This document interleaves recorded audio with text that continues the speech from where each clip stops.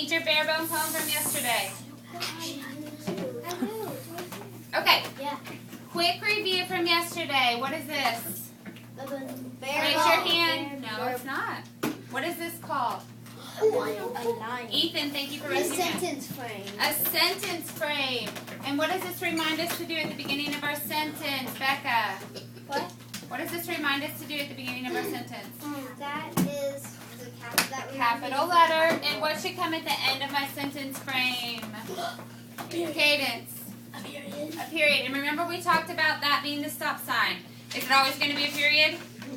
No.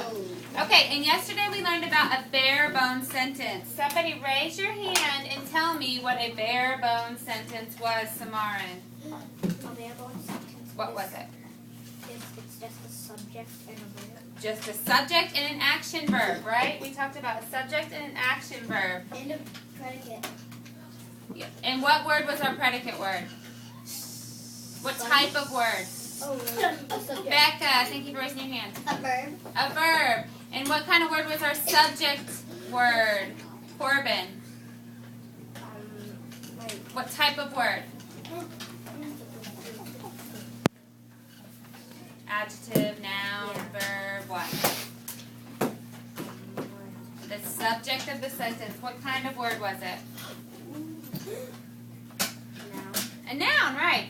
So we talked about the symbols that we're going to use when we diagram our sentences, right? What is this symbol for? Oh. Maddie B. That symbol's for the subject. The subject. And then, does anyone remember what our symbol was for the predicate? The predicate. Do you remember, Matthew? 4 humps. 4 humps, like 4 mountains, right? This would be our bare bone sentence. Somebody give me an example of a bare bone sentence you wrote for your poem. Carson. Ghosts walk. Ghosts walk. Does everyone agree that this is a bare bone sentence? Yeah. Is it a complete sentence? Yes. Yes, it has both parts. Today we're going to talk about expanding our predicate. These are called predicate expanders. And I know last night somebody asked, Andrew, I think it was you, what was your question last night? Do you remember? It was a question about this symbol. Oh, I know it. Let Andrew. Does it always have to have four humps, right? Yes, it does, because there are 4 predicate expanders. And so one of these humps we're going to make into a triangle, and it's going to be our where hump. So our first hump is our where, and I'm going to write where right here. I can't see where. Because where, we'll get to it, where is our first predicate expander. So I'm going to give you some where words here that will start your expander when you do your where expander. Does anyone know what symbol we're going to use to represent our where expander?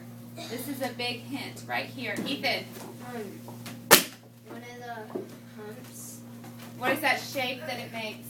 A triangle. A triangle. Our predicate expanders are going to be triangles. Can you guys see? Triangle. So our first predicate expander is a triangle that says where. Do you see that? Yes. Okay. So we're going to add that to the end of our sentence. So is this still going to be a bare bone sentence? No. No, we're expanding it. We're making it more interesting with our where expander. And our where expander is a predicate expander. What does that mean? A predicate expander. What part of the sentence are we elaborating on? Andrew? Like, where is it? Location. Okay, are we elaborating our verb or our noun, our subject? It's a predicate expander. Are we elaborating on our action or our subject? Andrew? Action. Right, the action. It's our predicate. We're elaborating our predicate, our verb. And the words we're going to use, we're going to call them position words. They're also called prepositions. Have you heard that word preposition? Nod yes or no? No? Okay, in the word preposition, The end part is position. They're going to tell us where something is happening. Now, do you think these are all the words that you could ever use to show where? No, probably not, but these are the big ones. So we're making a copy for you to put in your writing folder to expand your sentences with your where predicate expander. Okay, so let's practice this.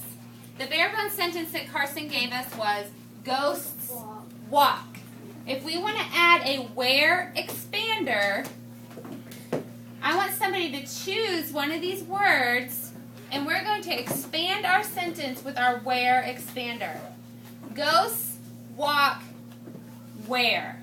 Caroline? Around what? Around the classroom?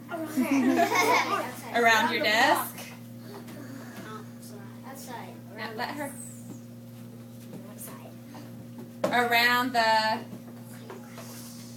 playground. Okay, so what would our new sentence be if we added our where expander here? Somebody raise your hand and tell me what our whole sentence would be. Asana? Do you guys see how that works? We use our position word around the playground. So, our first sentence, ghosts walk, was our bare bones sentence. Now, if we say ghosts walk around the playground, does that give you more detail? Yeah. Where they're walking? Okay, let's practice some in our journal. I'm